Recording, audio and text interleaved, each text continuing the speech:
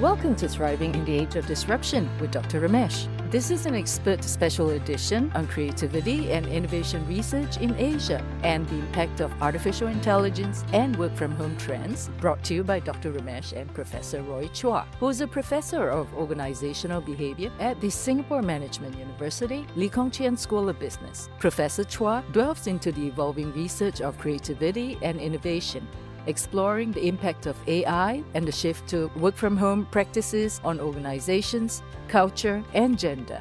Join us to understand the opportunities and challenges posed by these dynamics.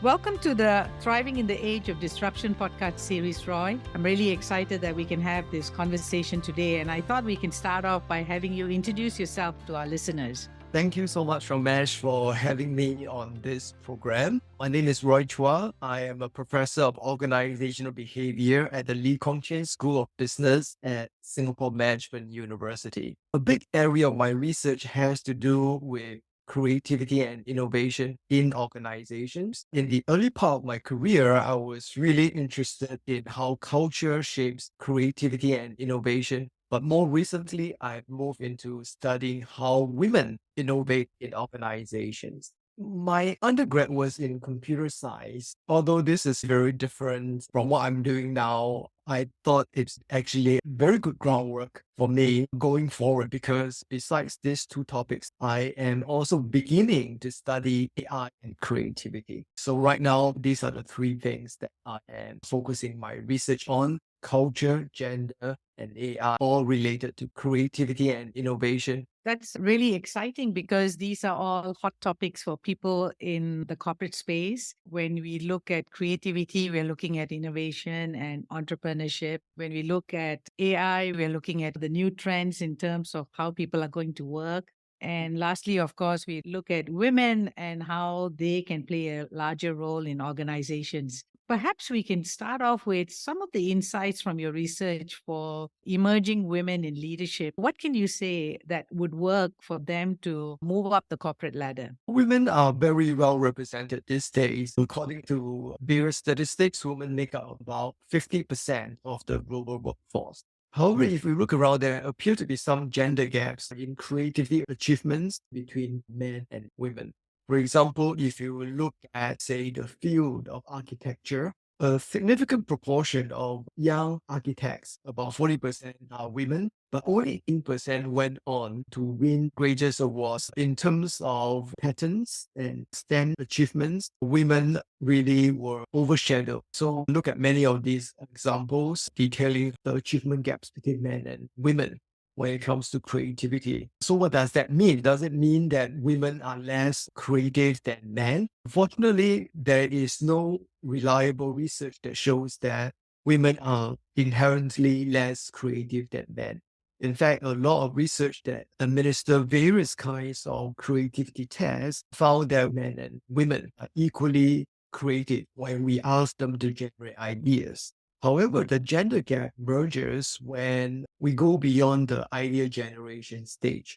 So, for example, in one of my research, we were looking at idea selection. When ideas are generated, very often there are multiple ideas, and we cannot implement every single idea, and not every single idea is worth implementing. So people have to decide which idea to pursue, especially in organizations. And this is where we see a systematic gender gap. We found that when people want to select ideas to implement, women seem to systematically select ideas that were less novel compared to men. So if people were to generate a whole bunch of ideas, and if you can rank these ideas in terms of how novel they are, men have no problem selecting the most novel ideas that they have generated. Women tend to take ideas that are one or two notches down. So this is a phenomenon we call novelty avoidance. So it appears that women systematically avoid the most novel ideas. And that has implication later on in their success in the creativity realm. And why do women do that? According to our research, we found that one of the reasons that is causing women to systematically their most novel idea is that there is concern about potential backlash. When people are pursuing very novel ideas, they often come across as highly ambitious. This ambition focus is incongruent with people's stereotype about women. I think people have no problem with ambitious men pursuing very new ideas, but they may not like women who are doing the same. It seems that women appear to understand this societal stereotype and systematically pull themselves back. That is what we have found. We have also found one potential way to circumvent this issue. We have done a series of experiments, and in one of the experiments, we told some of these participants in our studies who are the people who are going to be judging them for their outputs. And we manipulate the gender representation of panels of experts that are going to evaluate their creative output. And we found that this novelty avoidance among women is especially prevalent when the panel is consisting of all men.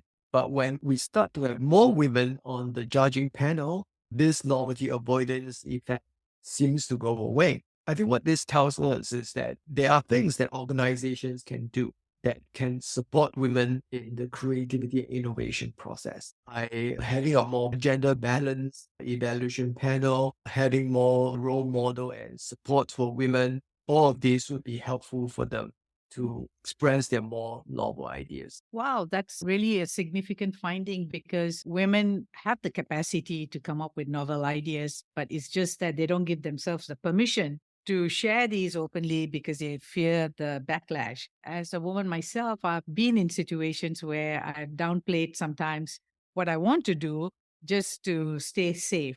The next topic is really about creativity and innovation. And what do you see in terms of trends for developed and developing countries from your research? So I think the hottest idea this day is AI. Everybody is talking about AI. And I'm sure many of us have experimented with AI ourselves using ChatGPT and various other AI-enabled programs. I think promise of artificial intelligence is great, that it can take over a lot of thinking that previously that we need humans to do. But I think one area that AI may not have fully accomplished or reach its full potential is in the realm of creativity. Because creativity is about deviation from the norms, whereas AI at this stage is still very much about finding patterns from big data. But I see that even though these two things are going in different directions, there is potential for collaboration between human and AI. So I am beginning actually a new program of research, and we don't have any data yet, but we are beginning to start to look at this area, that is how human and AI can collaborate to do creative work. So I think AI has certain advantages. It has access to a large amount of data that no human could ever hold in their brain. AI has very good ability that they can search around the data set in all kinds of ways and discover things that humans may not be able to discover on their own. So AI has a lot of advantages that I think if human were to partner with AI, they are better at coming up with novel and useful solutions. It's interesting that you are looking at this area because I had recently enrolled for a 2-week program on how to use AI effectively in the workplace to save 40% of my time. I learned in the program that we can use ChatGPT and create our own AI assistant, which can then support us in doing the initial research or even drafts of papers so that it can support us in our work and reduce the time. So if you are someone who writes a blog, which is 2,000 words, then you have AI as your partner to research some of the topics. Maybe it also provides a skeleton for you. It then reduces the time that you normally would take to write the article. But when you're talking about creativity, I guess you're looking beyond just articles or blogs or presentations and more a product or a service that can come out from that creativity. Or even just new ideas that are usable. The kind of AI we know today are very useful if we want to do a little bit more mundane work. For example, writing an email, writing a speech. AI can give us a good first draft, and then we can improve on it, and that would probably save us a lot of time. But those of us who have used AI enough also knows that AI, like ChatGPT, makes a lot of mistakes. And that is very dangerous because it might make things up and sound very authoritative about it, but it is entirely wrong. So I think scientists are trying to develop AI that are more accurate. So by training them with more data, by improving their machine learning engines, you can make AI more accurate. But when AI becomes more accurate, it also means that it is less creative because it is adhering to desired regularity in a closed manner. There is a potential that the more accurate AIs become, then it is very good at giving you the right answer, but it's not necessarily going to give you a creative answer. There might be a bit of trade-off there, which I think if you go back to the whole fundamental premise of creativity, it is about deviation from the norm. AI work now is still about making something that fits the data. It's about probability that has the best fit. So fundamentally, they are actually going in two different directions. It may take a while for it to be truly creative, but we can begin to harness its creative potential by having a human collaborate with it. Of course, what it also means is that if you as an individual is creative and you know how to harness the power of AI, you're in a better position. So if you want to talk about the future of work and what skills you need for young people in the new AI-enabled workforce, I think the ability to work with AI creatively is a very important skill. Not just able to use AI to write the right prompt to get the right answer, but to develop a skill set to collaborate with AI to come up with creative, innovative solutions. I think that will be a very important skill. Let me move on now to corporate culture because it's an area where people are interested to improve the effectiveness of a company as well as its performance. What has your research shown about culture? I have spent a lot of time studying the impact of culture on creativity. One dimension of culture that I have studied extensively is the concept called cultural tightness. Cultural tightness refers to the extent that a society has a lot of rules and norms.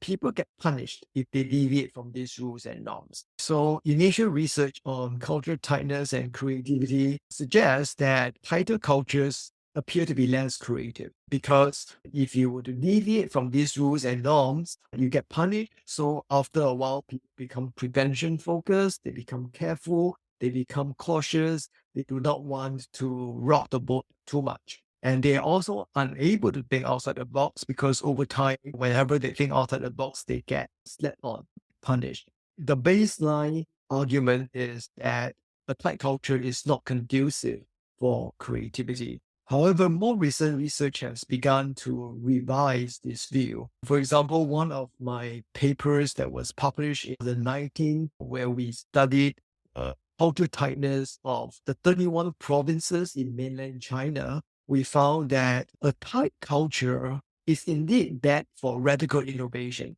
but it actually surprisingly helps incremental innovation. So provinces that are very tight in China seem to suffer on the radical innovation aspect, thrive on the incremental innovation aspect. In this study, we measured innovation using pattern data released by the Chinese government, where the Chinese government categorized patterns into the more radical type of patterns and also the more incremental type of patterns. But more recently, I have a project that looks at culture tightness in organizations, because what I have been describing earlier was culture tightness at the country level, at the province level, but we're beginning to now study it at the organizational level.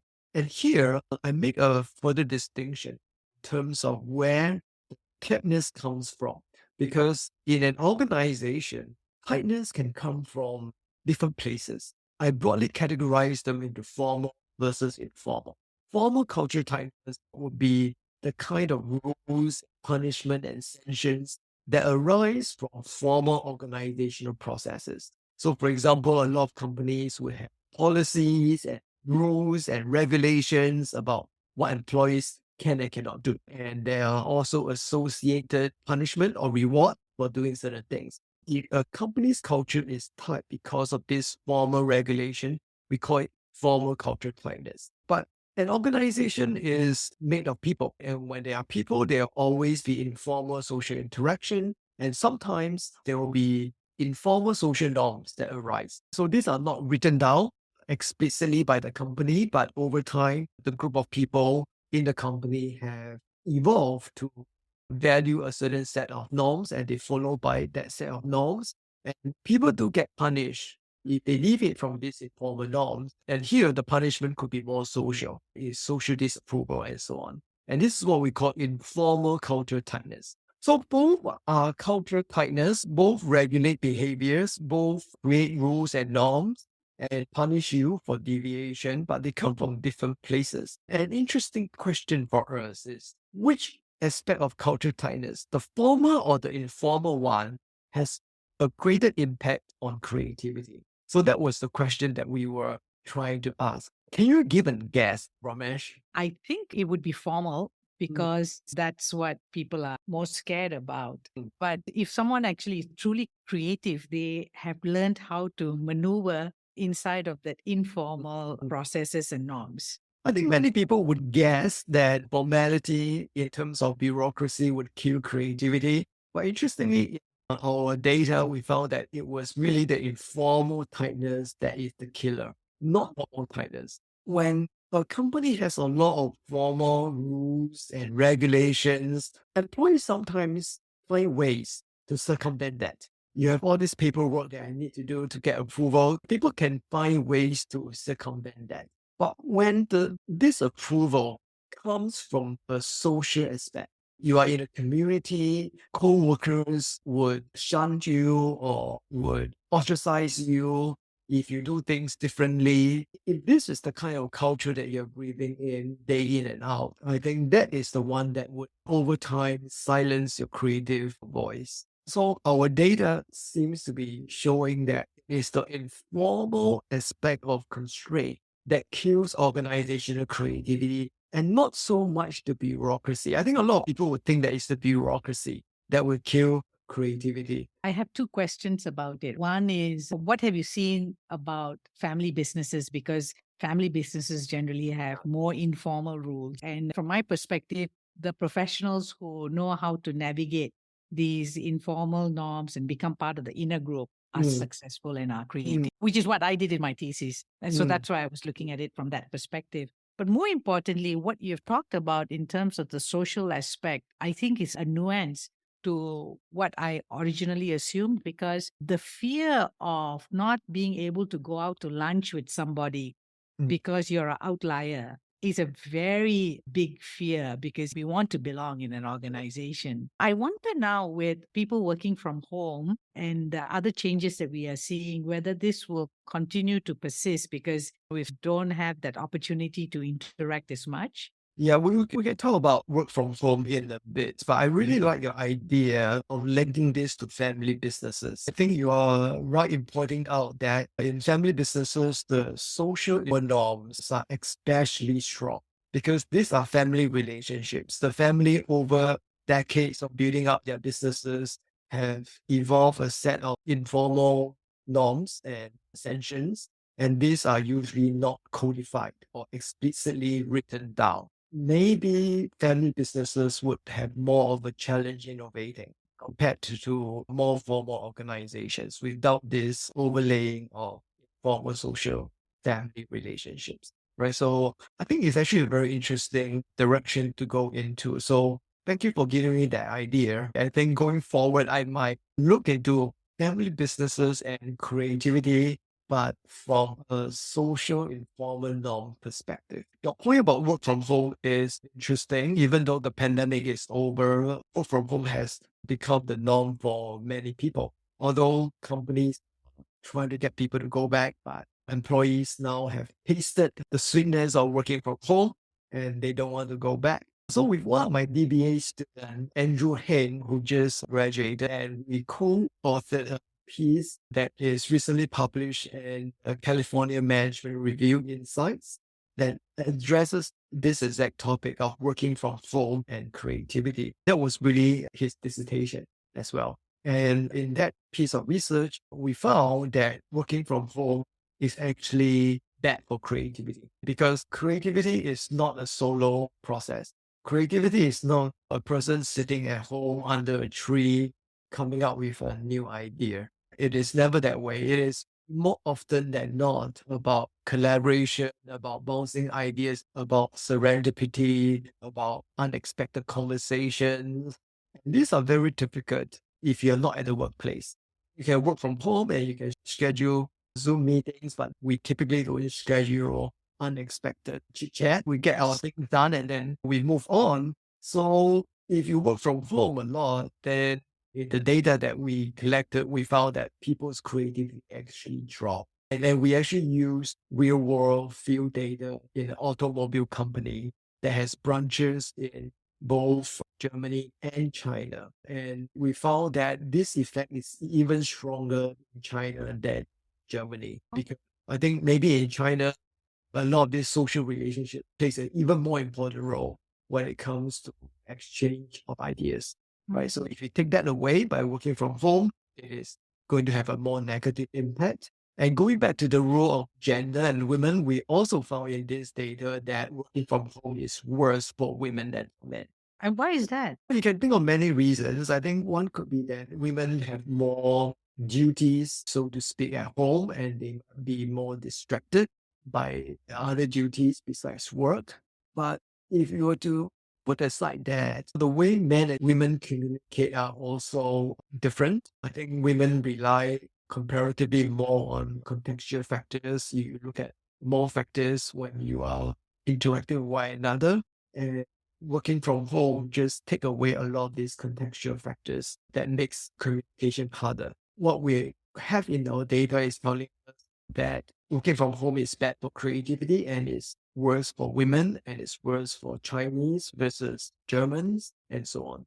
Very interesting. This working from home in the Asian context might be worse for creativity generally for companies here, Yes, you as can well see. as for women. Yeah. When you look at successful organizations, how would you describe that organization as a thriving organization? And generally, what do you also see at an organization level and an individual level? A lot of times, senior management may have a set of strategy and vision, but the rest of the organization very often is about checking off boxes that are relevant to them. And different departments try to check different boxes because they have different KPIs, but sometimes these KPIs do not necessarily align. So to me, that is not a thriving organization.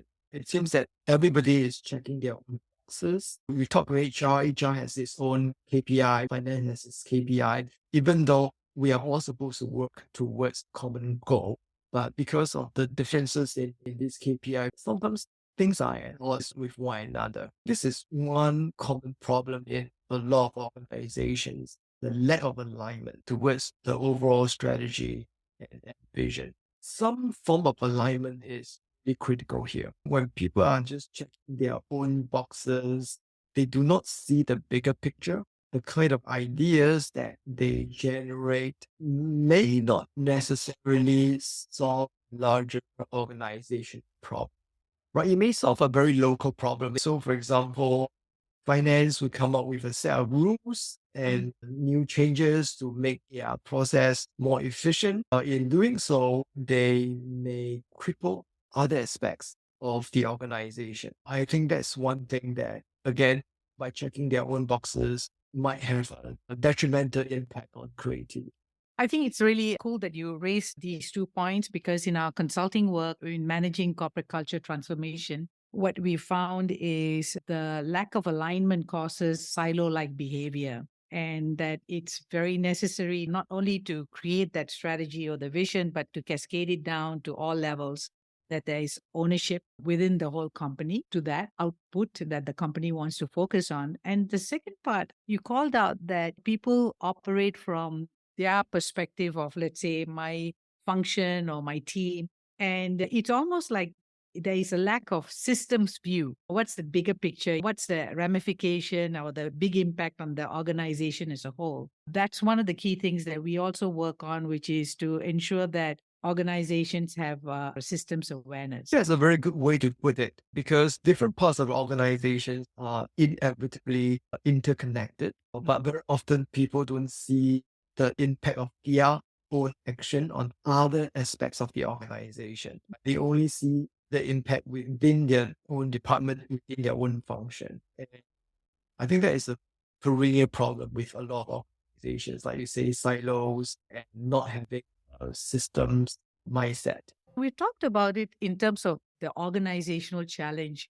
But when you look at leadership with the senior management team or even at a general manager level, what is it that I, as an individual, can do to operate more effectively in my organization in spite of whatever that is happening around us? Is there anything that you see from your research that sets the good managers apart from those who are not really effective? I would speak from the perspective of innovation and creativity. I did have a recent paper that looked at the types of leadership style and employee creativity. So I think traditionally people would say that transformational leadership is good for creativity, right? Because if you're a transformational leader, you're more likely to inspire and stimulate your employees to higher goals, to challenge status quo and all that, and that should be good for creativity. And indeed, we found that in our research, a lot of times people neglect to study the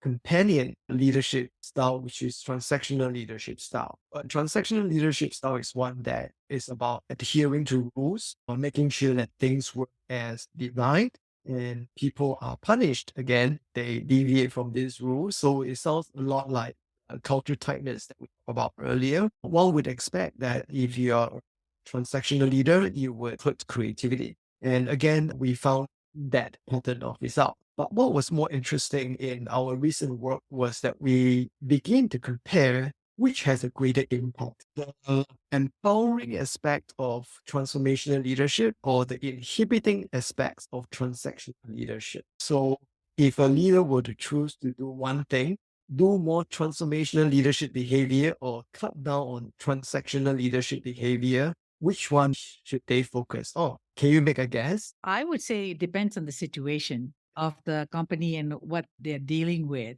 because at times you need to enforce inhibiting actions, and at times you need to motivate people. Of course, I think a lot of this depends on the situation.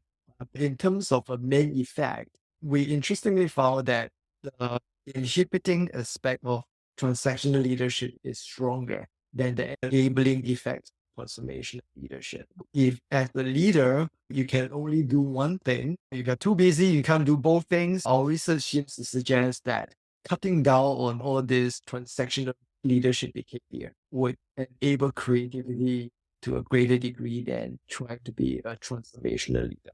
Of course, it can be transformational. That's great, but it's hard actually for everybody to be but it's relatively easier for us to be less emboldened to rules and regulations and maybe be a little bit more relaxed about these rules when it comes to implementation. And that's also important because when you talk about innovation, timeline is critical.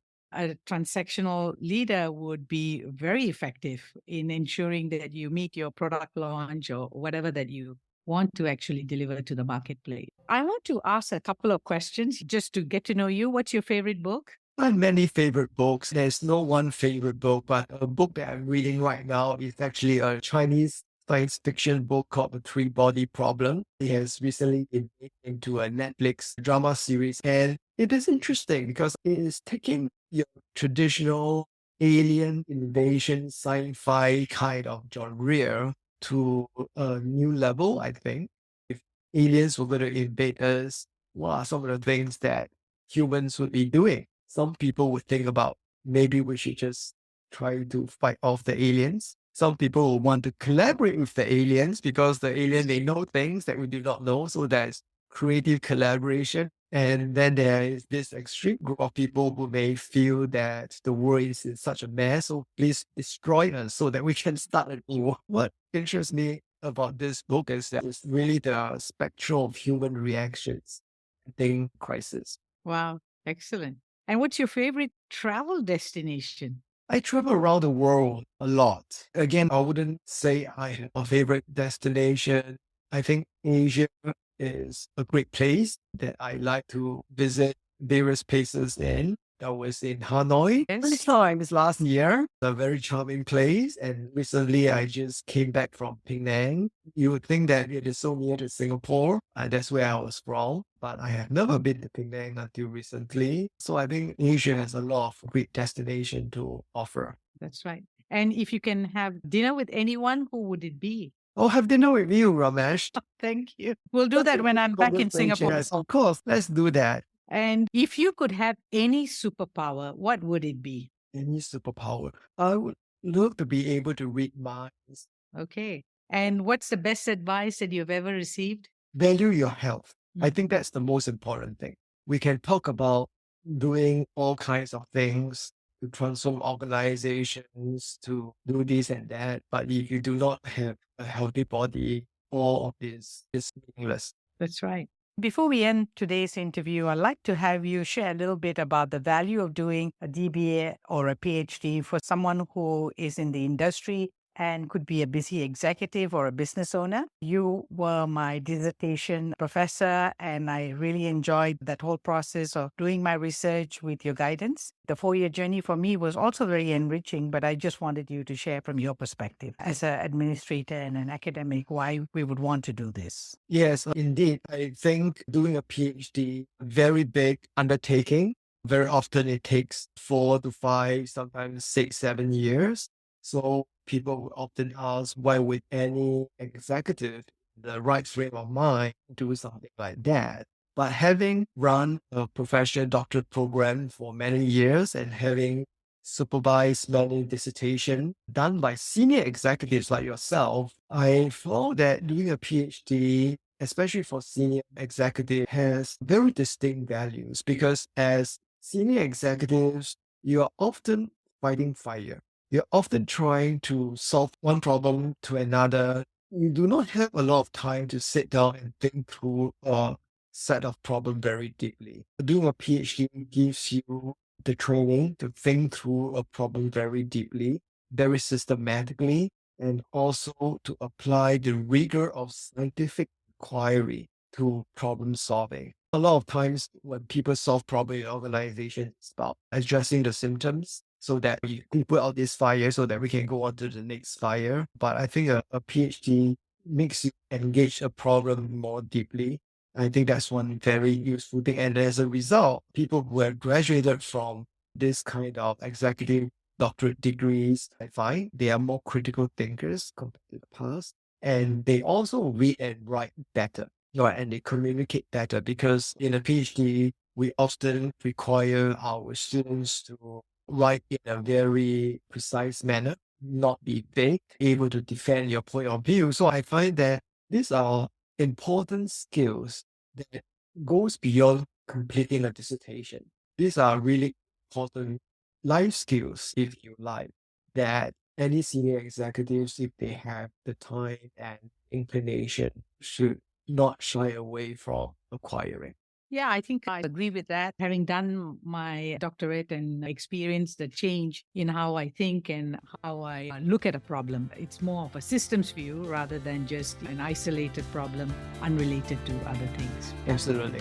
Thank you. Professor Roy, we've enjoyed having you here in our podcast interview, and thank you so much for joining us. Thank you so much, Ramesh. Thank you, Dr. Ramesh and Professor Roy Chua, for sharing your academic and business insights with our listeners. Whether you're an aspiring entrepreneur or investor looking for inspiration to overcome the challenges in your life, or simply curious about the stories that shape the change makers of our world, this podcast series is your gateway to a world of insight and inspiration.